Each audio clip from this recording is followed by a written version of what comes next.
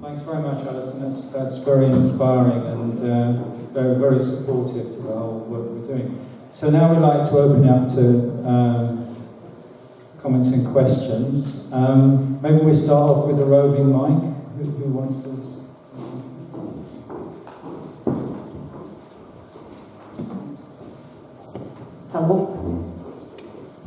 Hello, Tony Wan. I live in Sunderland. My daughter is married to an Australian. She lives in Western Australia. Last October, she was diagnosed with breast cancer. On the passage through treatment, at one point, she paid $4,500 for a particular test to determine whether or not she should have chemotherapy to go with the other things. Now, they have an excellent system technically, but they have payments. So my question to Alison is this: the Daily Telegraph, great friend of the people, constantly pushes the Australian health system as a more sustainable alternative to the British NHS.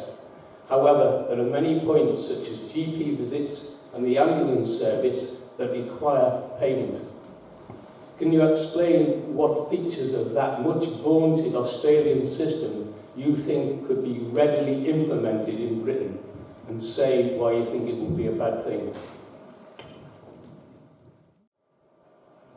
As somebody born in the town and the children's nurse that ran the local infirmary, I'm not shouting, but I'm particularly concerned about children's services in the acute stage in the next 4 years. I guess our campaign and its outcome and its success will be at the level of language, and how we language it, and with Roger's leadership and the team in the campaign, I think we can win through. But I will say, with attribution comes retribution. Not mine, but it's a part of human nature. And I think, this is a personal view, but I've campaigned no more, no less than anybody in this room, but it will be at the level of language. And I say this: we have unique geography in this time, and we have a newspaper that I don't think reflects the best interest of our local hospital services. And in the landlocked area, that is extremely problematic. So my point is, thank you for your encouragement, but we do have unique geography and topography. We are landlocked, and that will have implication on service for the whole of South Tyneside. But we at times suffer from a newspaper that said trusted news since 1849. Self-praise is no recommendation.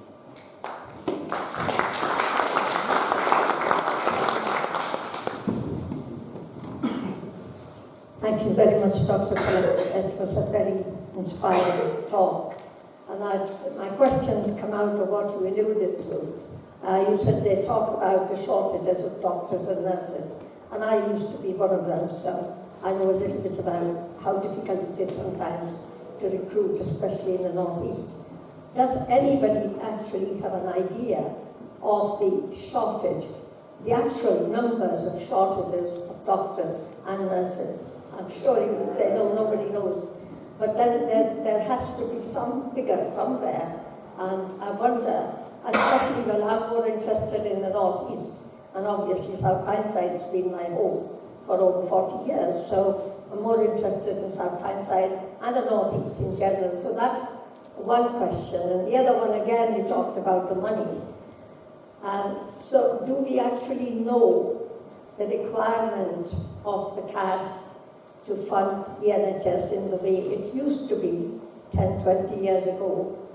And do taxes need to be raised? I know it's a bad word for a lot of people when they hear about, rising the tax. But I'm pretty sure a lot of us would probably be happy to pay a little bit more if we get the assurance that that money is going to the NHS. So the question is,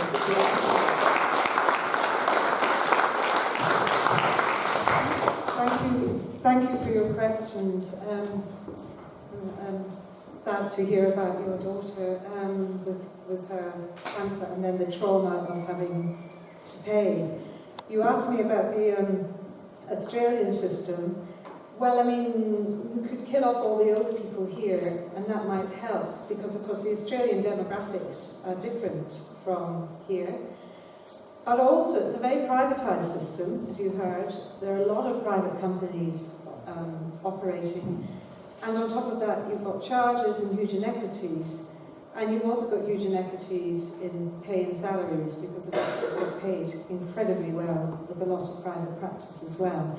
So if you want all those ingredients, then by all means, let's bring them in. And we have already got some Australian companies here. So your example has described the one thing that Bevan was very keen on, which was freedom from fear of healthcare bills. But when you start charging, you also do something else. You bring in a new conflict of interest between the doctor and the patient.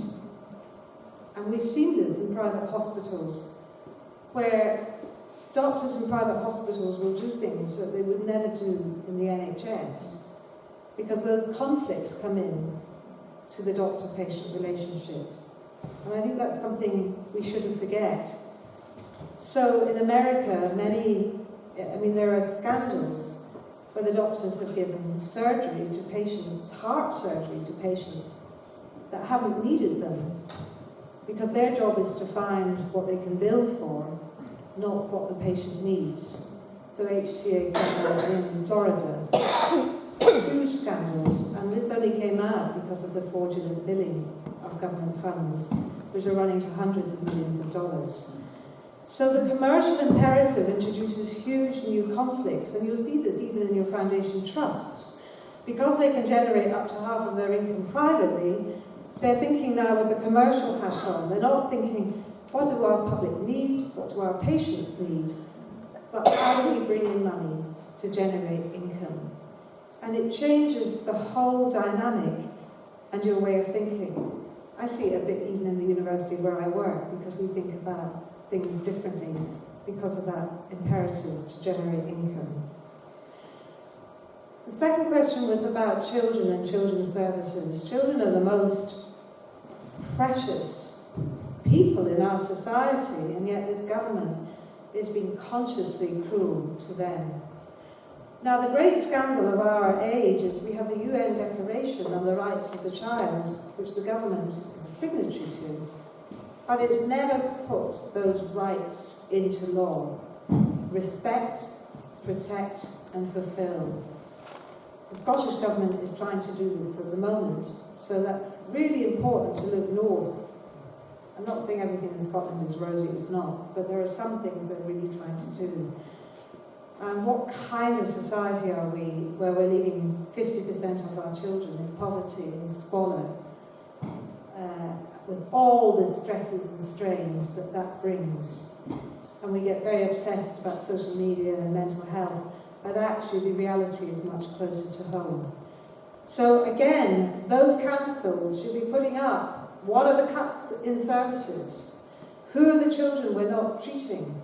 What are the community services and provision that are closing, including, I know, this wonderful centre that's so important for children as well, that's always struggling to make ends meet because the council can no longer give grants, and so you get a voluntary community organisation trying to run it, and then they in turn struggle, and I'm not just talking about this place, but services in general.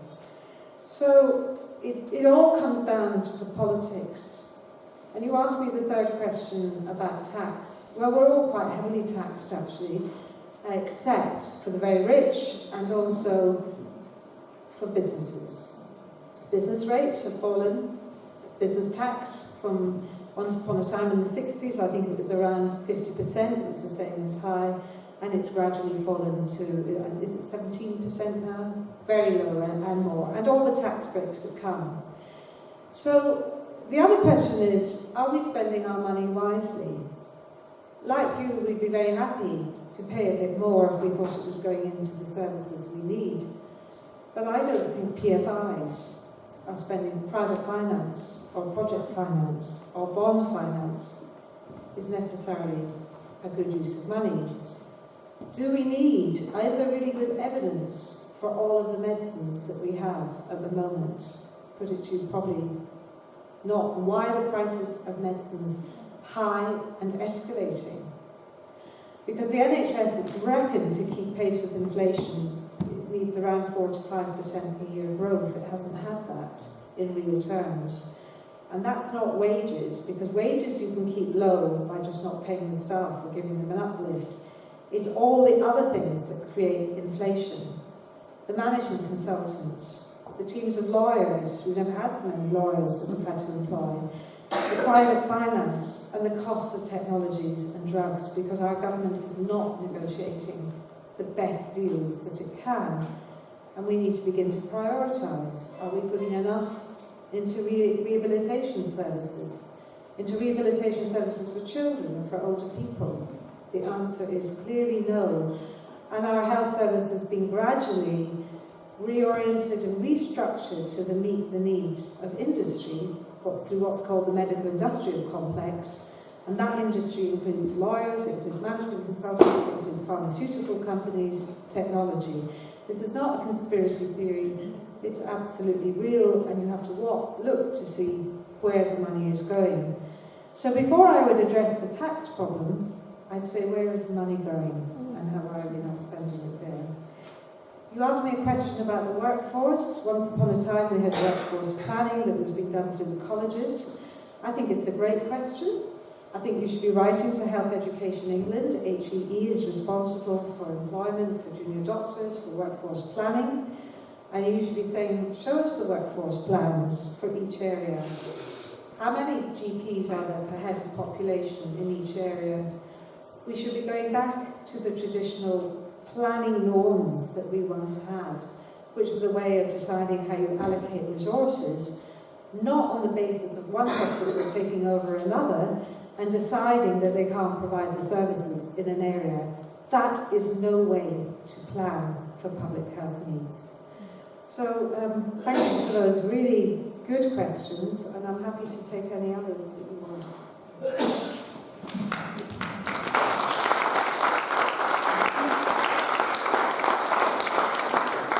Well, thanks, Alison. I've got, I'll do three of written, because we did take some written questions as people came in. So this is from Simon Buck.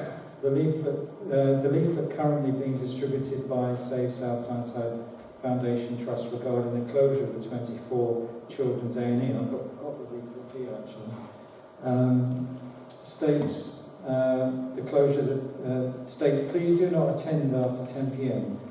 Does Dr. Pollock consider that this goes against the ethics, constitution and ethos of the NHS, as it requests parents not to attend an A&E with their children?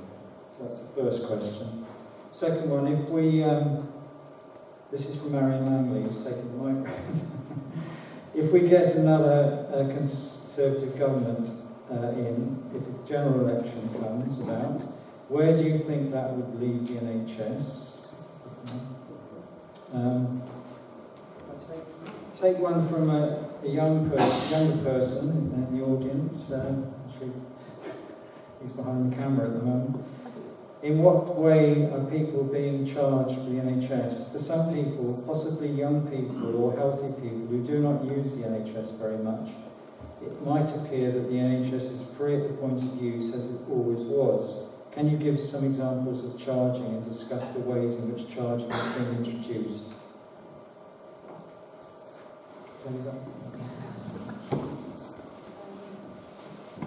I really can't answer the question about the Constitution. I mean, it's an interesting idea and the extent to which it's legal, but I just think this is a political, what we're seeing as a political acts, the decision to close a service at 10 o'clock at night and not have an A&E and not to staff it. For children is the beginning of the end, the thin end of the wedge, and you'll just see a little bit more and a little bit more, then they'll say we haven't got a consultant and we don't have enough staff, and so it will go on and on. It's just, these are political steps. Whether they're not breaking the law clearly, and they're doing this incrementally in order to try and get around the accountability, the challenges to consultation, I'm guessing. Well, if we have another Conservative government or even another coalition with the Lib Dems, we carry on as we carry on. You don't destroy an NHS overnight because it's too deep-rooted in people's psyche, so you have to do it incrementally, in stages. It evolves, and that's where we've been over 30 years. You get people to gradually accept they don't have so many services, that things will be harder, more things are taken away, especially on that divide between health and social care, because although the government is integrating health and social care, it hasn't integrated the services or the funding, nor does it have the legislation to do so, because social care is means tested and charged for. And we've already seen that slippery slope over the last 30 years as care that was once provided free, especially for longer term care, has moved into under the jurisdiction of local authorities, which no longer have the money to pay, so they have to charge or they withdraw services and then you're left paying privately. And so sometimes you don't see it very obviously, the charges. So we know 30% of people, fewer people receive social care than they did 3 or 4 years ago. I mean, the numbers are stark. The numbers have just dramatically fallen off a cliff. The numbers who are in receipt of home care, Meals on Wheels, all of these services. And increasingly services only being targeted at really those who are most needy. So none of the prevention to keep people at home is happening in the way that it was envisaged or should happen. Other forms of charges are simply you no longer provide care. So the government has published some lists of services that it will no longer, that will be excluded. Some of them might include a second cataract. Even if you've got 2 cataracts, you might only get 1 done, or 1 hearing aid instead of 2 hearing aids. These stories are no longer stories, they're not myths, they're real. And these are the other things that should be documented. People should be coming forward and saying, you know, these are the cuts, this is the consequence, case by case by case. You can have a wall around here with all the names of the people and the services that they're no longer getting. Actually, we should be involving the visual arts in these projects. They should be helping us with this. So it's happening by the gradual withdrawal, the gradual expectation for people to have less, and over time, as services get harder to access, as waiting lists go up, then those who can afford to pay go there, and those who can't remain privately. And nobody can blame those who can afford to pay, because any of us in that position, I guess, will try and do the same, especially if it's some member of the family. So the government is slowly getting into our psyche to try and accept that we can't afford it, but it does not need to be this way. It absolutely does not need to be this way. And one of the problems, as I said already, if you do this way, you can never quite trust whether the doctor that's prescribing that drug or that operation is acting in your interest or in a commercial interest. And that seed of doubt will always be there, and it'll never go away. I can't remember the third. Well, the third question is, what way are people being charged? So, you know, that was the answer to that question. And so I think, as well as campaigning to save your hospital, the political campaigns are really important, you know, to really get the party that you really want and make sure that that party is behind the NHS bill, as it might be behind a lot of other things that you want, education for all, or housing, or whatever. But until you get the party behind what you want, and our NHS can never be reinstated in England until there's another Act of Parliament. An Act of Parliament that does away with all the marketisation and reinstates our NHS together with social care.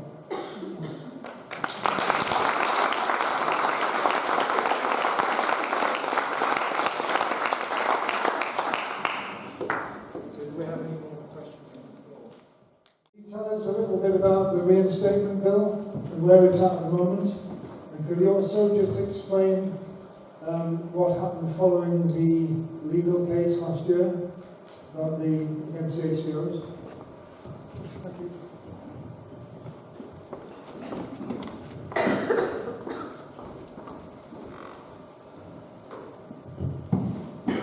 Thank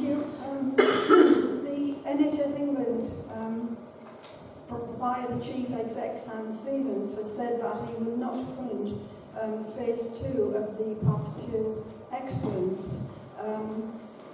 It has been reported, allegedly, that talks are taking place for the Trust, through the Chief Exec and the Board, to actually borrow £35 million from South Tyneside Council and £15 million from Sunderland City Council.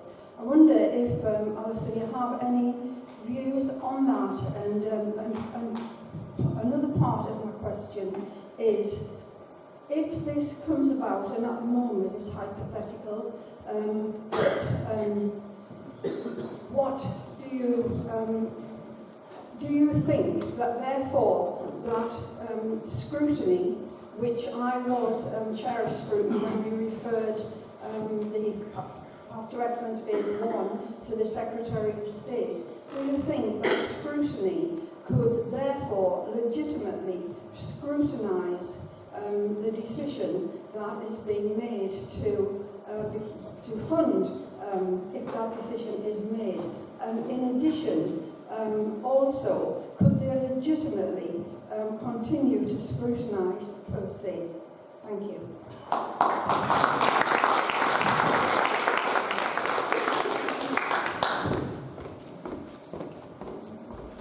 This is doing me back the world of good. You're walking well,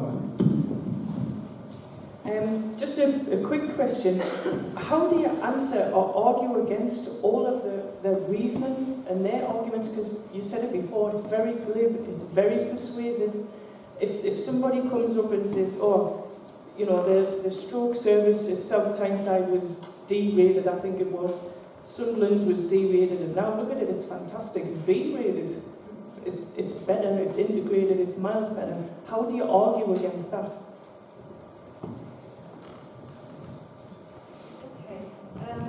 So the NHS Reinstated Bill, and we have a website, www.nhsbillnow.org, I think it is, but yeah, maybe Roger, we can get that round to everybody.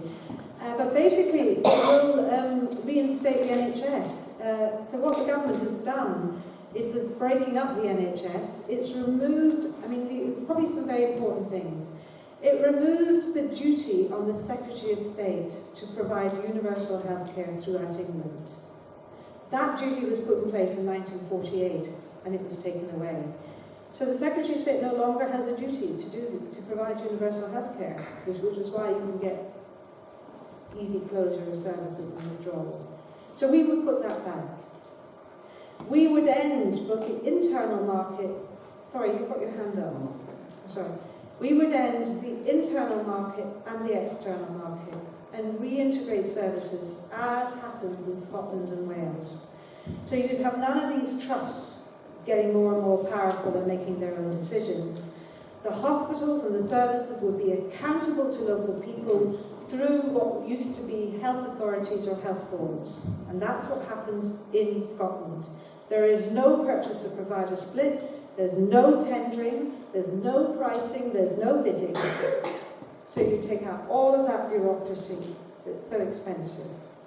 So we abandon that and we make the services accountable to local people through proper area-based health boards.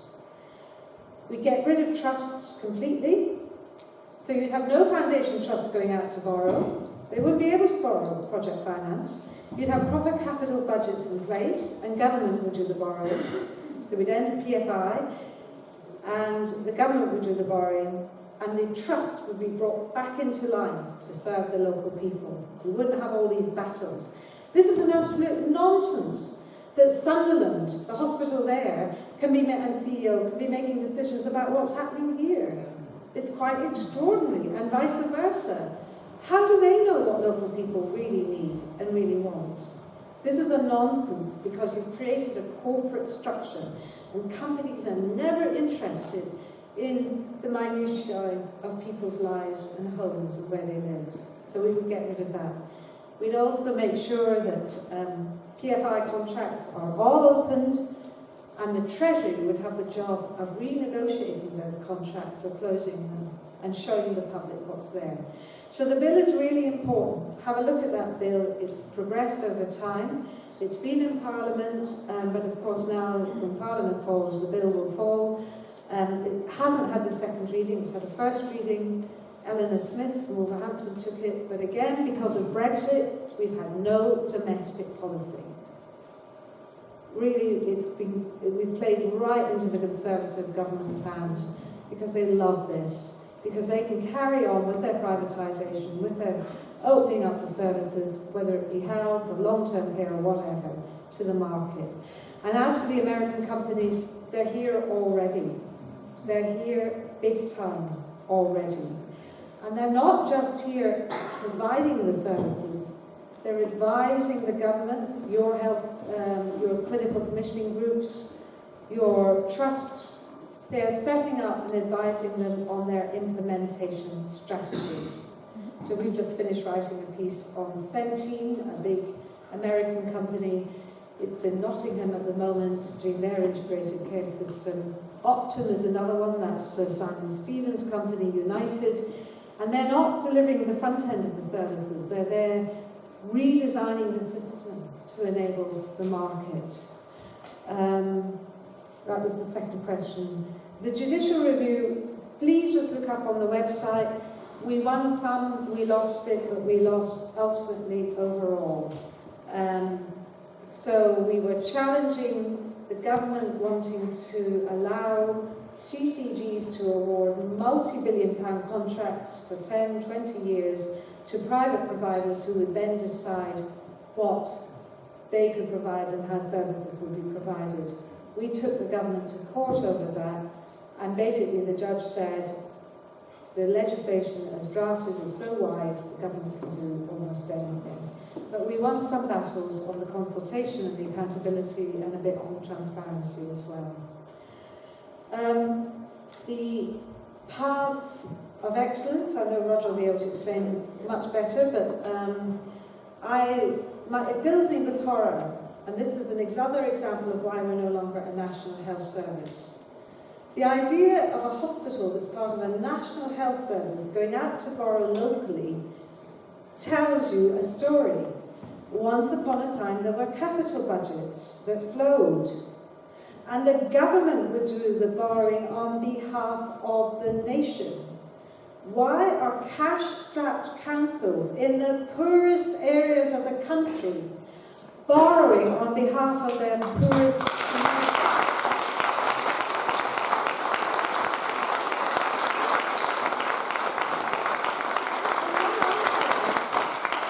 It's because they think they'll get an income stream from the borrowing, from the bonds they issue. So what you'll probably hear in Sunderland, oh, well, we're going to get, our budgets have been cut, so we're going to generate an income stream from the NHS. And the NHS, instead of providing care for patients, will be diverting its income into the local area. This is the distorted, tortuous reasoning that will be going on in the great big oak-filled rooms in the health authorities and Department of Health. It is no longer a national health service if you have to borrow locally.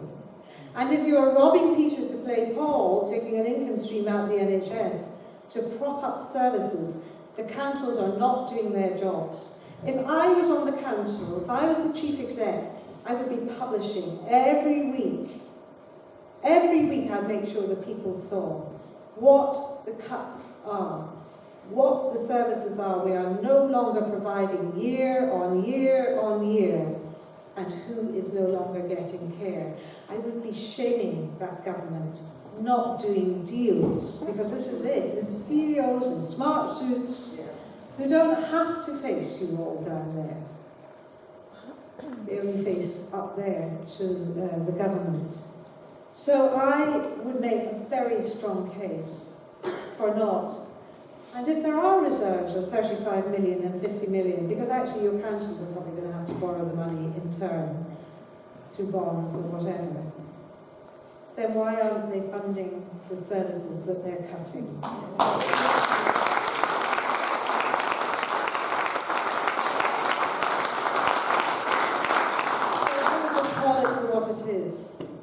just more robbery and more taking away, and it's more tortured reasoning. But when you get into that, you're getting into the mindset of the government who no longer wants the National Health Service, but we're back to the 19th century of poor laws and parishes, where the rich parishes will be able to raise money for nice hospitals and schools and services, and the poor won't.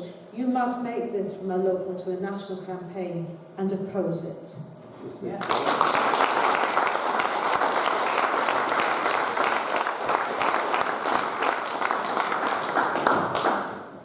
So I've got, can I take another 3 questions here? I'm just going to do, I'll take from the floor, I've just got some questions here. Alison, is it correct to say that there are 2 overarching financial mechanisms that are forcing the transformation of our health service? The first mechanism being that money going into the health service is diverted from medical care by the hidden costs of running a health service like market.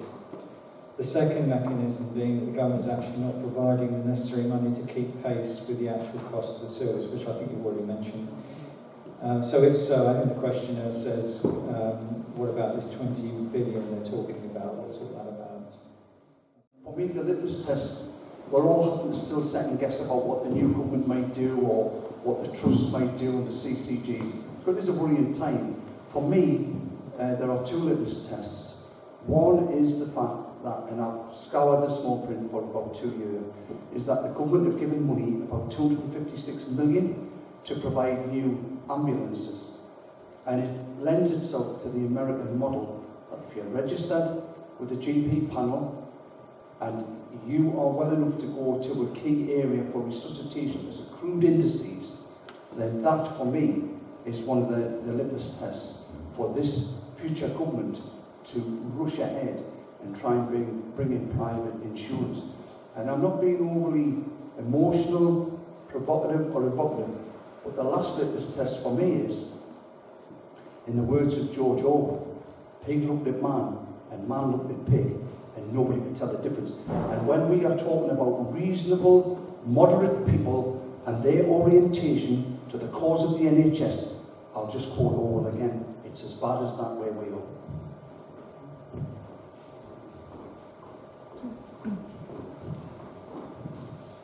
Good evening. In relation to the earlier question, if a council is going to fund the transformation and act as a scrutineer, can it effectively scrutinise what it could be funding?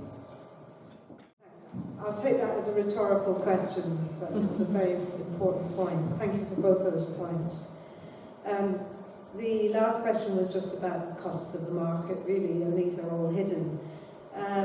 We know that the NHS was one of the most efficient services because it spent less than 6% on administration. When the internal market was created, the purchase provider split, it doubled to 12%. We know from America the cost of administration are 25 to 30%. But the government's been very careful not to let us see the real figures or be able to collect the real data on the management consultants, on all the law firms, on the accountants. So we don't have good data. But it's probably quite fair to describe it as being anything between 18 and 30% when you put in marketing, billing, invoice, and all the management structures that are needed to run a pricing system in the marketplace. So yeah, I think that's it. Just a quick one, because it was about the how to counter the arguments that get thrown at us on this path to excellence. You know, say, as the person behind me asked about the stroke services being deemed to be improved by having been merged and removed from us here. But it's similar to the arguments that they throw at us about that we should be willing to go to where there are, you know, is a centre of excellence, and that we shouldn't be asking for everyone to have access to excellent and good health services where they live and where they have been currently provided.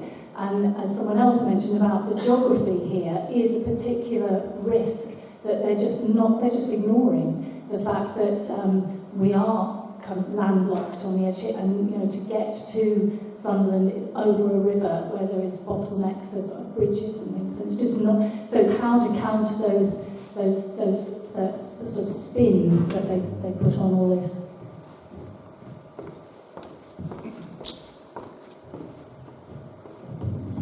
You mentioned about the universities having some sort of privatisation going on. Are the medical schools being privatised?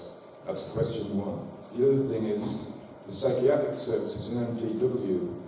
We send, as I understand it, over 24 consultants. We send over 24 consultants to Seattle to look at what I think they should be called Taylorisation. And I wondered how common that was all over the UK. And what can you do about that? This Taylorisation, for instance, they try and treat people in silos, and then all of a sudden they say, oh, we should have an integrated service. And it seems to me that what the left hand doesn't know what the right hand's doing all the time.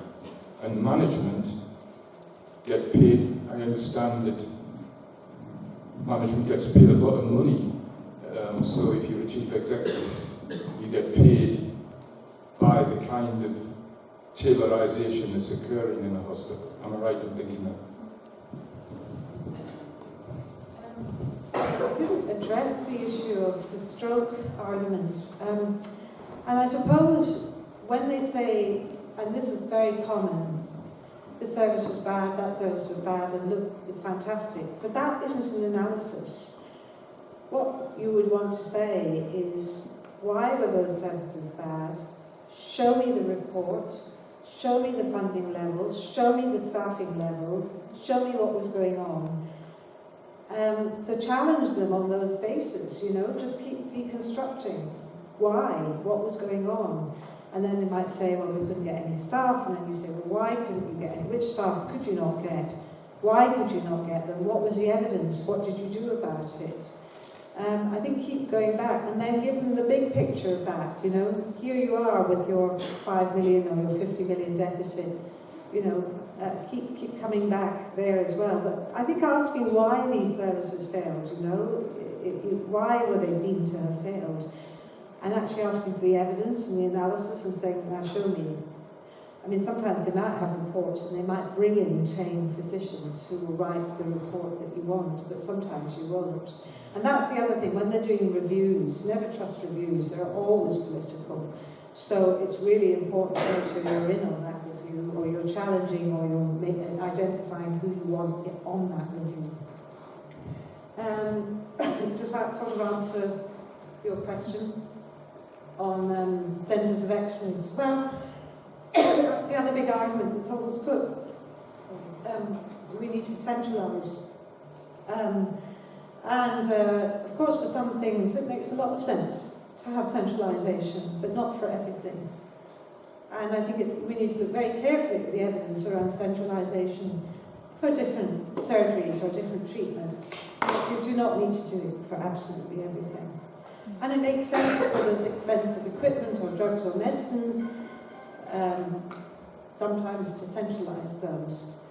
But what about Iceland? Iceland is what, 380,000 people? How do they manage in a country that's so rural and diverse and spread out? So for all of these examples, you can give counter examples. Thank you. Medical schools, they're not being, well, there are private medical schools being established. So sometimes medical schools will be establishing outposts. So Barts, where I was, had one in Malta. So they're sometimes establishing, it's about income generation, it's about what's the core purpose now of a university. And increasingly, like the NHS, as the government has withdrawn all the grants, the block budget that used to come, there are only 2 sources of income, or 3. There's students, which we do now. There's grants, which we go competitively, and there's industry partnerships. So in a whole myriad of ways, the whole psychology of the university is gradually changing. And one of the other ways is sometimes, like Foundation Trust, like King's College Hospital, it has an outpost in Dubai. So they have outposts, they have built or part-funded hospitals abroad in the hope of getting private income. So all of these things are going on. You just have to look a little bit beneath the radar to see what's happening. Well, the transatlantic flow of consultants, managers and staff to North America, to the US, really, is well described. And of course, that's where our management consultants get their ideas. It's well known and it's been documented, but these are the sorts of questions that you can ask, I guess, through FOIs.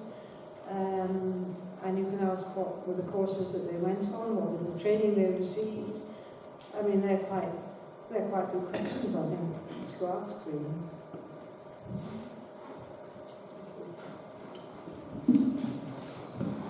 Well, thanks very much. I think what we should do now is give Alison a little bit of a rest, and we'll move on to a local update, and then we can come back to questions after that, if that's okay with everyone.